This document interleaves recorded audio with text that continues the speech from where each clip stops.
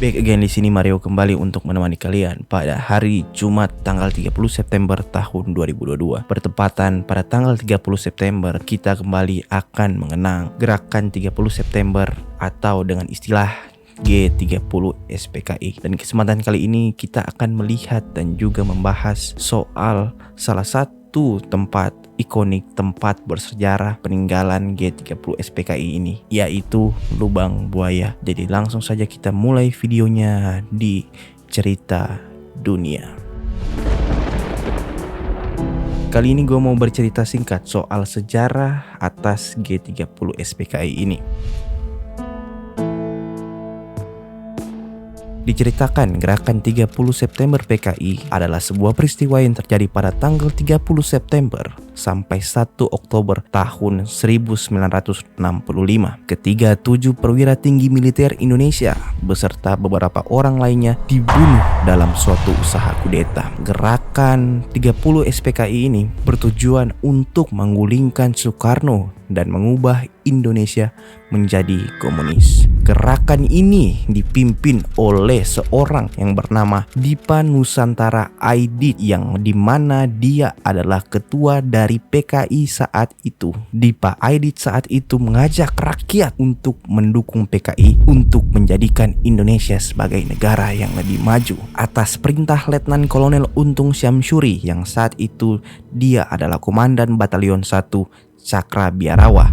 Gerakan ini meluncur di Jakarta dan Yogyakarta. Gerakan 30 SPKI ini mengincar para dewan jenderal dan perwira tinggi. Gerakan yang di Jakarta bermaksud untuk menculik para jenderal dan membawanya ke Lubang Buaya. Namun ada juga yang dibunuh di tempat di mana mereka diculik, seperti Bapak Ahmad Yani dan Karel Satsuit Tubun. Sisanya meninggal perlahan karena luka mereka di Lubang Buaya. Nama-nama yang merasakan keganasan dan kekejaman gerakan 30 SPKI ini adalah Letnan Jenderal Anumerta Ahmad Yani, Mayor Jenderal Raden Suprapto, Mayor Jenderal Mas Tirto Darmo Haryono, Mayor Jenderal Siswondo Parman, Brigadir Jenderal Donald Ishak Panjaitan, Brigadir Jenderal Sutoyo Siswodiharjo, Brigadir Polisi Ketua Karel Satsuit Tubun, Kolonel Katamso Darmo Kusumo, Letnan Kolonel Sugiono Mangunwiyoto, Kapten Letu Pierre Andreas Tendean,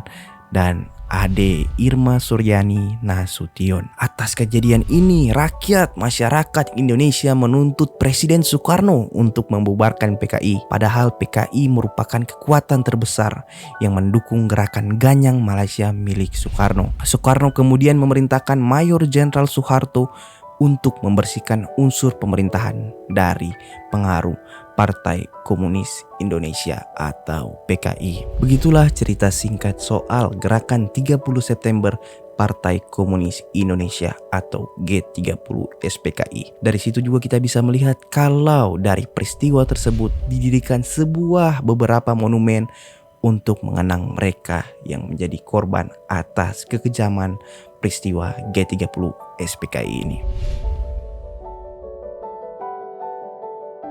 Kita mulai dari Monumen Pancasila Sakti. Monumen yang juga dikenal sebagai Museum Lubang Buaya ini merupakan tempat di mana 7 jenazah perwira militer Indonesia dimasukkan ke dalam sebuah sumur. Di tempat itu juga kalian bisa melihat berbagai diorama yang menggambarkan kejadian kelam G30 SPKI tersebut. Terdapat juga sejumlah benda yang menjadi saksi kematian para jenderal seperti pakaian dan juga senjata. Lalu yang kedua ada Museum Sasmitaloka Ahmad Yani. Museum yang terletak di Jalan Lembang D58 Menteng, Jakarta Pusat adalah lokasi penembakan Jenderal Ahmad Yani oleh pasukan Cakra Biarawa. Diketahui ia ditembak sebanyak 7 kali dengan senapan Thompson. Lantai tempat Jenderal Ahmad Yani jatuh usai ditembak, bahkan diberikan plakat sebagai pengingat. Lalu kita masuk yang ketiga, Museum A.H. Nasution.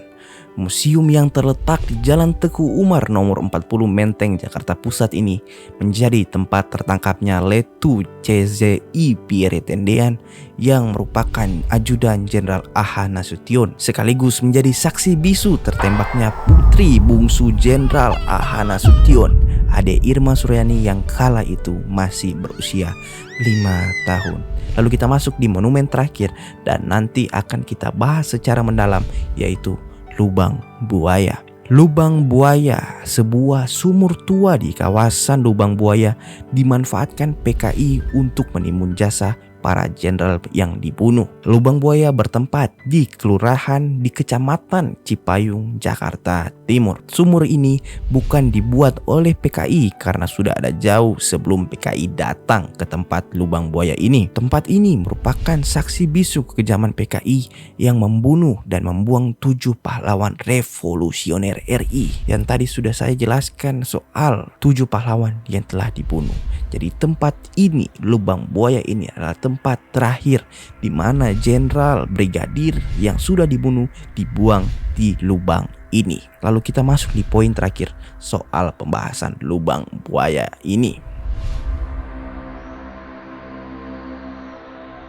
Jauh sebelum menjadi kawasan yang ramai penduduk, daerah Lubang Buaya dulunya adalah kawasan rawa yang terdapat kali yang dipenuhi buaya. Selain buaya yang bisa dilihat dengan mata, ada buaya yang gaib alias siluman buaya putih. Namun halangan buaya-buaya itu bisa diatasi oleh seorang ulama bernama Pangeran Syarif. Sejak saat itu, daerah tersebut diberi nama Lubang Buaya. Itu adalah sejarah atas nama Lubang Buaya. Lalu, Lubang Buaya yang seperti gue udah jelasin tadi, dia adalah sumur tua tempat menimbun jenazah para pahlawan revolusioner. Lalu ukuran sumur tua. Di Lubang Buaya ini terdapat sebuah sumur tua yang berukuran diameter 75 cm dengan kedalaman 12 meter. Sumur ini dahulu dimanfaatkan sebagai sumber air tanah, namun sudah ditinggalkan sejak air tanah tidak lagi keluar. Meskipun begitu, kondisi sumur tetaplah lembab.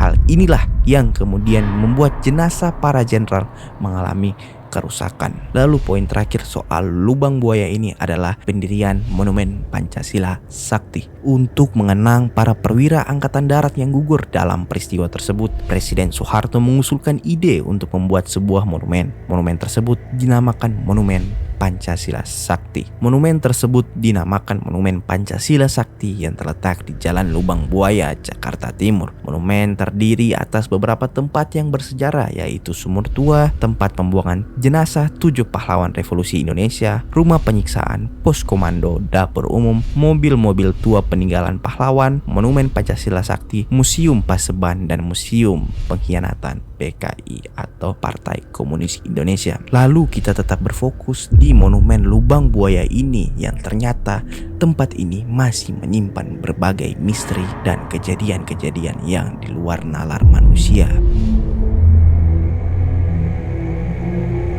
Salah satu misteri yang masih sering terlihat atau terdengar dari Lubang Buaya ini adalah terdengar teriakan dari dalam sumur. Menurut cerita para pengunjung dan masyarakat setempat, sumur ini, lubang ini sering mengeluarkan suara aneh. Dari sumur Lubang Buaya itu tidak jarang mereka terdengar teriakan minta tolong dari dalam sumur. Tolong, tolong dari dalam sumur terdengar sampai keluar.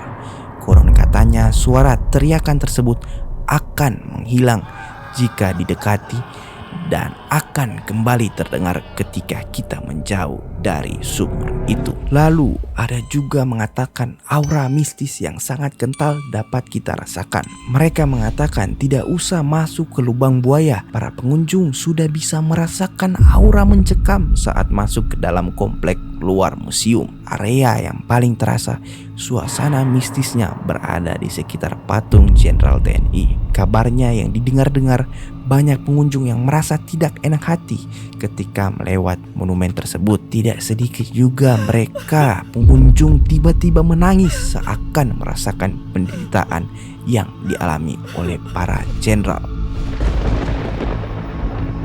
Begitulah pembahasan singkat dan cerita singkat soal gerakan 30 SPKI ini dan bersangkut paut juga dengan monumen ikonik Lubang Buaya. Bagaimana menurut kalian atas gerakan 30 SPKI ini dan pembahasan soal Lubang Buaya ini? Terima kasih sudah menonton. Jangan lupa like, comment, subscribe. Gua Mario pamit undur diri.